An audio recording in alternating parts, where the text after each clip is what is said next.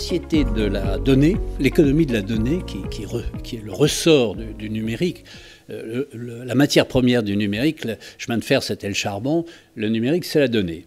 Et c'est d'utiliser la donnée. J'ouvre une petite parenthèse. Quand j'ai découvert Internet en 93-95 comme ministre de l'Industrie et encore des télécoms, nous avions dans le réseau Internet, enfin dans la culture Internet qui émergeait, une culture libérale, libertaire, refus de l'État, décentralisation, liberté individuelle. Enfin, il y avait en quelque sorte chez les premiers addicts de la société numérique l'idée d'une société émancipée de l'autorité de l'État. Avec, en réalité, un paradoxe, c'est que dès le début, et en particulier aux États-Unis, le ministère de la Défense a été un des premiers financeurs de toutes les sociétés qui sont intervenues sur Internet. Et l'État, et en France, on regardait ça, et on imaginait, comme on avait mis en place le Minitel, on envisageait un système de consommation et de paiement. Et tout ça a été balayé par ce qui est la vraie force économique et sociétale de la société numérique. C'est que la société numérique a inventé une matière première qui est sans limite, les données, et a mobilisé ces données sur un ressort qui est inépuisable, la gratuité. Nous imaginions, je me souviens très bien d'une discussion avec un opérateur français qui, le premier, m'a parlé de la gratuité. Il m'a dit, mais moi je vais faire un service Internet, on pouvait louer des services à valeur ajoutée, ça coûtait de l'argent, c'était raisonnable, mais enfin ça a quand même coûté de l'argent, c'était un obstacle. Et lui il m'a dit, mais pas du tout, moi je vais faire un service informatique, des services numériques absolument gratuits.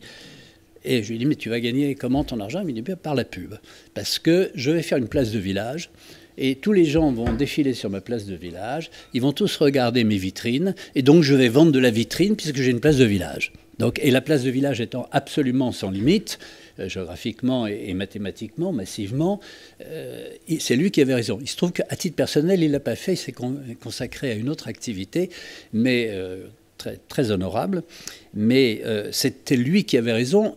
Et les Français ne l'ont pas fait, parce que nous sommes rationnels, on avait les moyens techniques de le faire, on ne l'a pas fait.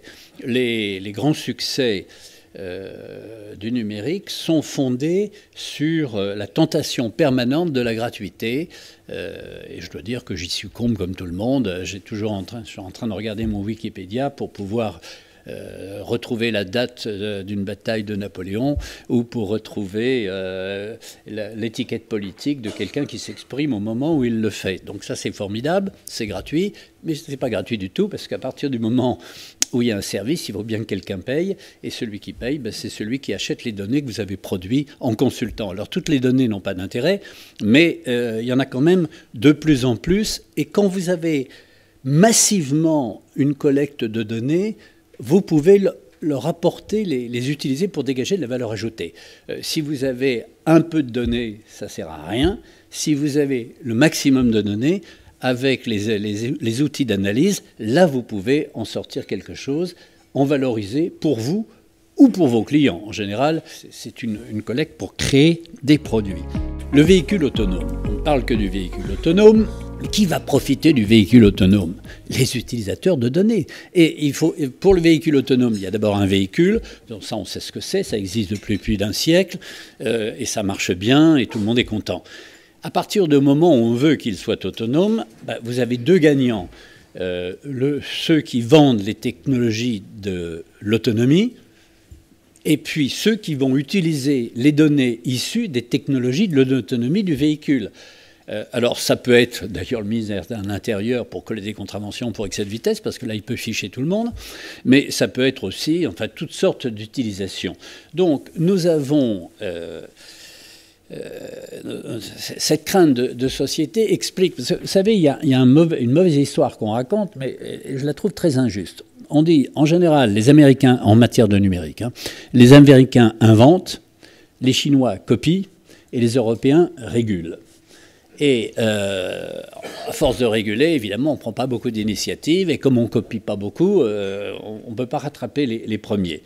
Mais je pense que le RGPD, le Règlement général sur les protections des données, est une étape, j'y reviendrai tout à l'heure, savoir comment on s'en sort, c'est quand même une étape extrêmement importante parce que collectivement, faire accepter, alors je ne sais pas combien on est 27 maintenant, pays européens, l'idée que les données méritent d'être contrôlées, protégées, même si en réalité pour l'instant ça ne change pas grand-chose, parce que tout le monde accepte. On tape tous sur le « j'accepte » pour avoir la suite de l'histoire, parce que si on n'accepte pas, il faut lire des trucs qui prennent un temps fou, et donc ça nous empoisonne, et donc on accepte. Mais c'est quand même le début d'une prise de conscience que la société que nous voulons, c'est-à-dire celle dont on décide de l'harmonie, de l'organisation, de l'équilibre, cette société doit quand même tenir compte du fait qu'il y a une autre forme d'organisation.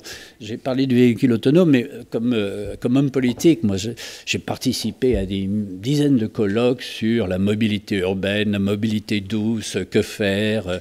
J'ai suivi les batailles de la ville de Paris avec Autolib, avec Vélib, ainsi de suite. Et puis un beau matin, nous voyons tous sur nos trottoirs des trottinettes ou des vélos de couleur chatoyante qui, sans l'autorisation de personne, sans aucune régulation de personne, sont venus, ô horreur, rendre des services.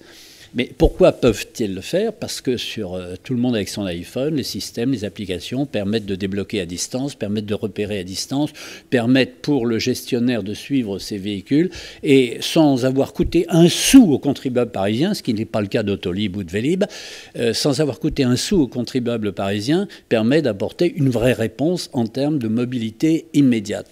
Eh bien, c'est l'exemple type du contournement de l'organisation politique de la société par une offre matérielle dont personne ne peut contester qu'elle est un progrès en termes de confort et d'utilité. Mais pour nous, hommes politiques, législateurs, ou pour les élus locaux qui ont l'ambition, à tort ou à raison, de gérer leur commune, il est évident qu'il faut s'habituer à la perspective d'être dépassé à tout moment si on n'y prend pas garde. C'est d'ailleurs pas une tragédie parce que, après tout, si les gens sont contents, l'espoir d'un maire, c'est d'avoir cette satisfaction.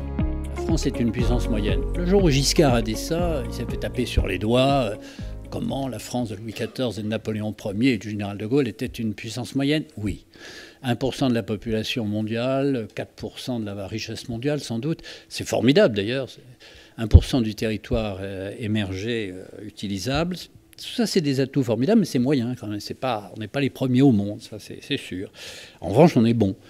Il faut avoir une stratégie. Et cette stratégie, c'est une stratégie d'alliance. Notre intérêt, c'est d'avoir une mondialisation multinationale, multilatérale. C'est exactement le contraire de ce que pensent les États-Unis et le président Trump.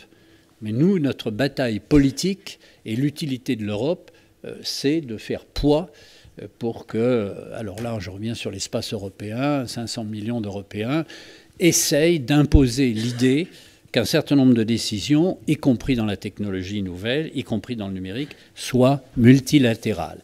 Et de ce point de vue, la compétition sur le Cloud Act américain et les positions européennes de préservation de la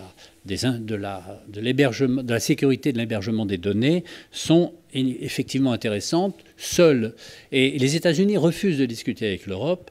Et nous voulons imposer, nous les Européens, nous voulons imposer le fait qu'ils discutent avec nous collectivement pour avoir plus de poids. Mais évidemment, il y a toujours des mauvais camarades dans la bande qui discutent directement avec les États-Unis. Il y en a un qui est parti, c'est la Grande-Bretagne. Mais ils avaient déjà fait sur le Cloud Act un accord avec les États-Unis. Nous sommes dans une position de puissance moyenne. On a besoin d'une stratégie d'alliance pour favoriser des relations internationales qui soient plus multilatérales, ce qui est notre intérêt. Le deuxième atout, c'est évidemment de s'appuyer sur nos atouts spécifiques, je les évoquais assez longuement. Et la troisième attitude, alors ça serait un renouveau pour la France, c'est de ne pas être très idéologue et d'être un petit peu pragmatique. C'est-à-dire que chaque GAFA a ses forces et ses faiblesses. Quand ils sont en position de force, se méfier. Quand ils sont en position plus faible, négocier. Et ça veut dire désidéologiser la relation avec les grands acteurs et s'efforcer de trouver des opportunités. À partir du moment où on connaît notre chemin, on sait qui peuvent être à un moment ou un autre des alliés occasionnels, non pas des alliés permanents, mais des alliés occasionnels, et nous aurions bien tort de ne pas le faire.